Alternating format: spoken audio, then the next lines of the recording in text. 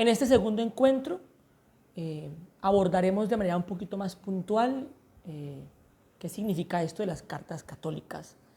En el encuentro anterior hacíamos más o menos un recorrido rápido sobre el Nuevo Testamento, intentando ubicar el lugar que ocupan las cartas llamadas católicas, pero en este encuentro lo que básicamente haremos es explicar de qué manera estas cartas están, digamos, organizadas, cómo aparecen, cuándo se comienza a usar esas cartas dentro del canon, dentro de, digamos, del cuerpo de textos, de libros del Nuevo Testamento, y digamos cuáles han sido las dificultades que estos textos han tenido, especialmente en la liturgia, y también cómo estos textos pues realmente han tenido que ser, digamos, estudiados de manera minuciosa por los, pues, diríamos, algunos padres de la Iglesia para poder insertarlos en el canon bíblico como tal. Bueno, lo primero que tenemos que decir es que vale la pena retomar este apelativo de católicas, ¿no? De cartas católicas, de cartas universales. Puntualizaré algo que creo que es importante, y es que cuando se refieren a cartas católicas o escritos católicos, pues a lo que se quiere realmente referir es en la intención universal del mensaje, ¿sí? Es decir, que se trata de un mensaje que va dirigido para toda la cristiandad, sin excepción, de razas ni de aspecto cultural, sino que se trata de una carta dirigida a toda, entre comillas, la ecumene, ¿no? Lo que diríamos sería el cristianismo de la época. Entonces, es por eso que el término, el apelativo católico, pues, digamos, se usó tanto y se defendió tanto, ¿sí? Quizás el primero que usó el término católica o católico para una de estas cartas fue el apologeta Apolonio, más o menos en el siglo II, finales del siglo II. Apolonio usó este término para referirse, pues, digamos, al contenido universal y a la dirección universal del contenido de estas epístolas, de estas cartas. Luego ya Dionisio de Alejandría va a decir, bueno, realmente de estas cartas que llamamos católicas, solamente podemos considerar como verdaderamente católicas a una de ellas, que es la carta, la primera carta de San Juan, pues porque no tiene estrictamente un remitente, no tiene estrictamente una persona o una comunidad a la que va dirigida, ¿sí? No sucede lo mismo con la segunda y la tercera carta de Juan. También dice Dionisio, no se puede hablar de la carta de Pedro, la primera carta de Pedro, porque estas cartas van remitidas a unas comunidades del Asia Menor, aunque seguramente estas comunidades no pertenecían a la ecumene todavía, es decir, al grupo de comunidades profundamente cristianas. Sí son comunidades que habían recibido en principio el anuncio evangélico y estaban, digamos, intentando fortalecer este anuncio para formar de manera mucho más concreta una comunidad cristiana. Entonces parece ser que Pedro manda esta carta a estas comunidades que ya la mencioné en el encuentro anterior, pues para animarles y para fortalecer un poquito, pues, el anuncio que se les había dado, y para que verdaderamente estas comunidades pudieran, digamos, asumir un cuerpo mucho más sólido de vida cristiana. ¿Cuáles son las cartas católicas? Bueno, tenemos por un lado la primera y segunda carta de Pedro.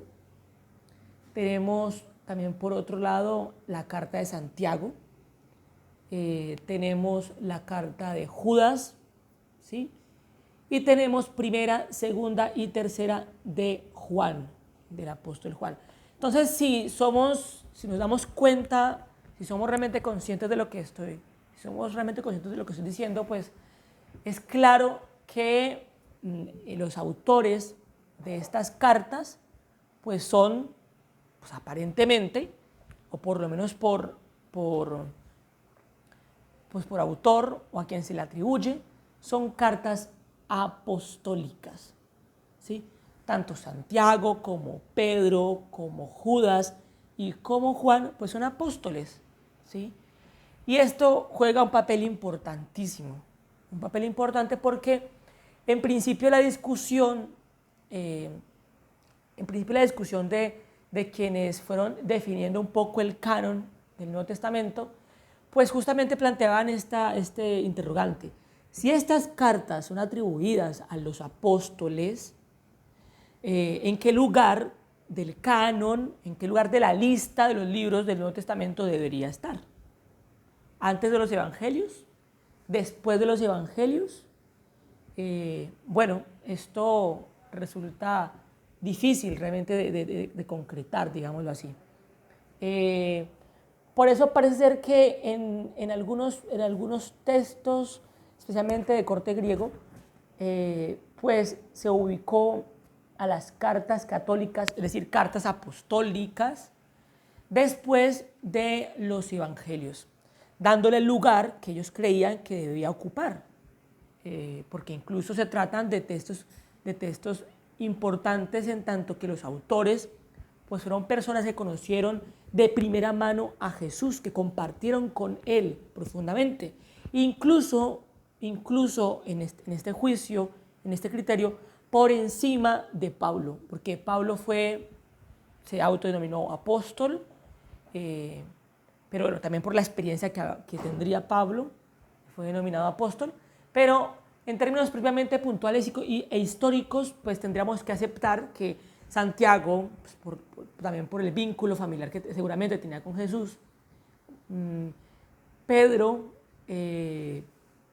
Juan y Judas, pues serían apóstoles, compartirían con Jesús históricamente y lo conocerían físicamente, y esto sería muy, muy importante. Además, el lugar que tienen, ¿no? Son apóstoles, no son solamente discípulos de Jesús, sino que fueron miembros de los 12 apóstoles. Entonces, algunos estudiosos incluso decían, deberían estar estas cartas incluso antes de algunos evangelios, porque algunos evangelistas pues no son apóstoles, por ejemplo el caso de Lucas, ¿sí? Deberían estar entonces ubicadas antes de los evangelios. Bueno, se resolvió, especialmente en el contexto oriental, se resolvió ubicar estas cartas después de los evangelios, es decir, antes de las cartas paulinas. En el contexto occidental, pues parece ser que Pablo tenía una fuerte influencia.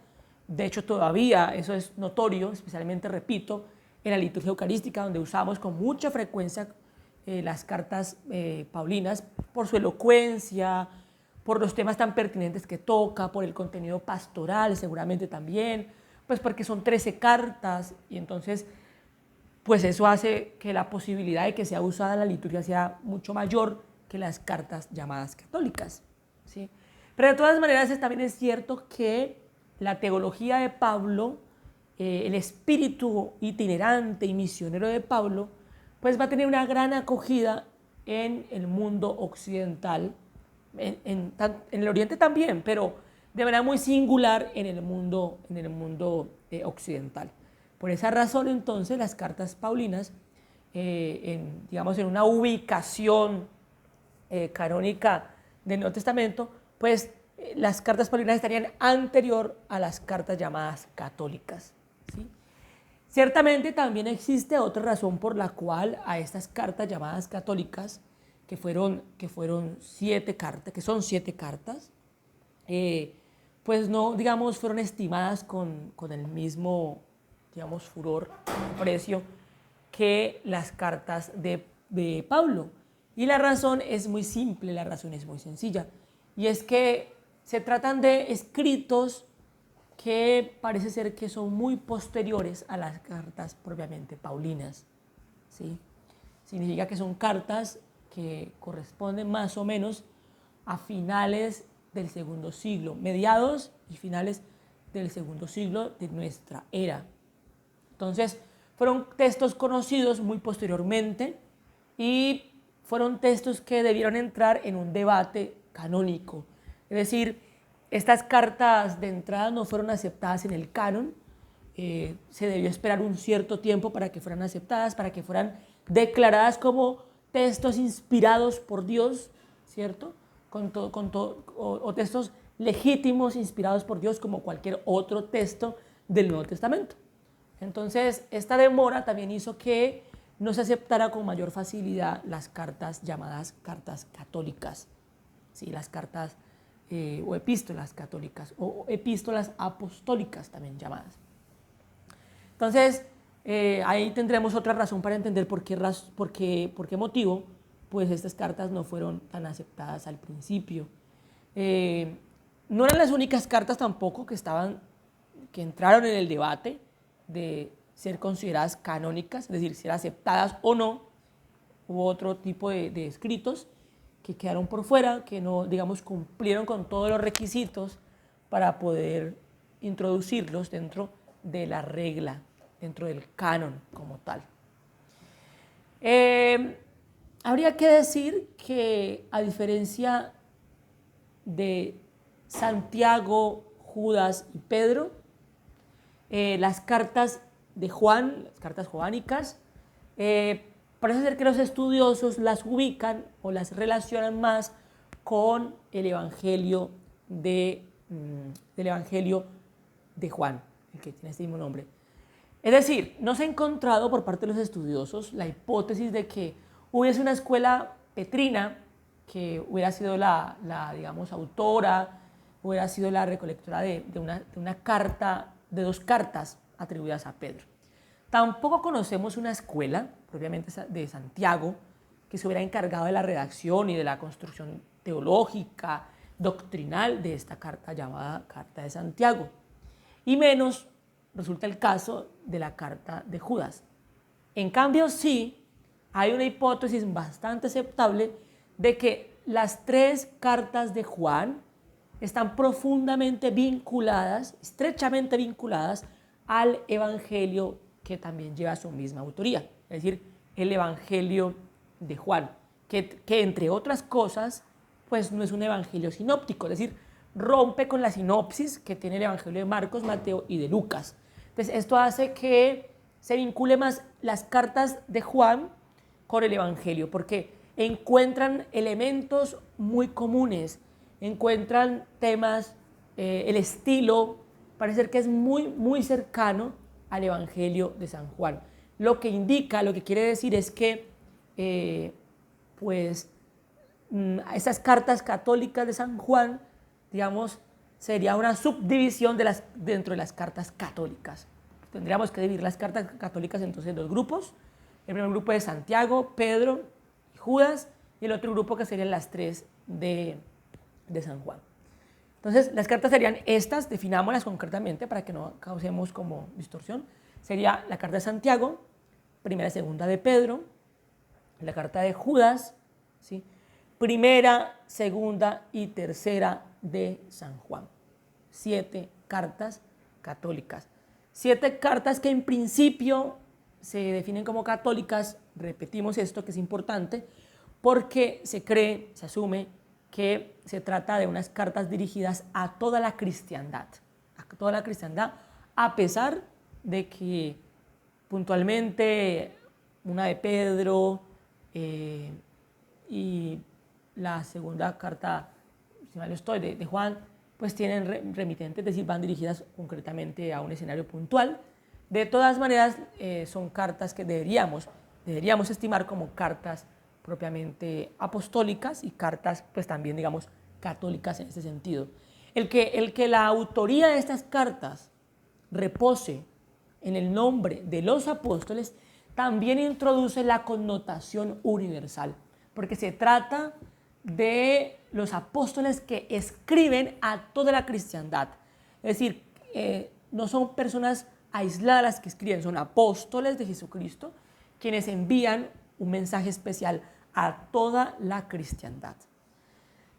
Las cartas que a lo mejor los estudiosos han considerado que deben entenderse, las cartas que deben entenderse como cartas verdaderamente católicas, pues son claramente las cartas de Santiago, la carta de Santiago, la carta de Judas y la carta de Pedro, a excepción de la primera carta de Pedro.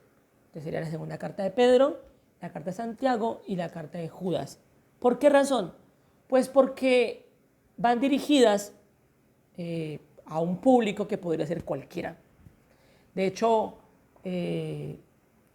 realmente no tienen nombres puntuales, sino que ponen la identidad de las personas a las que van dirigidas las cartas. Y esa identidad puede ser a cualquier persona que haya acogido el Evangelio, a cualquier persona que haya recibido el querigma, cualquier persona que esté viviendo bajo un espíritu cristiano. Entonces, por esa razón, esas cartas han sido estimadas como cartas, digamos, verdaderamente católicas. Bueno, hasta aquí llega este segundo encuentro sobre las cartas católicas. Ya a partir del tercer encuentro estaríamos abordando la primera carta de Pedro y estaremos poniéndola en contexto, no solamente del contexto histórico al que seguramente pertenece, sino en contexto pues, de nuestra vida cristiana, de nuestra vida pastoral, de nuestra vida espiritual. Muchas gracias por su atención y espero este video haya sido de su interés. Adiós.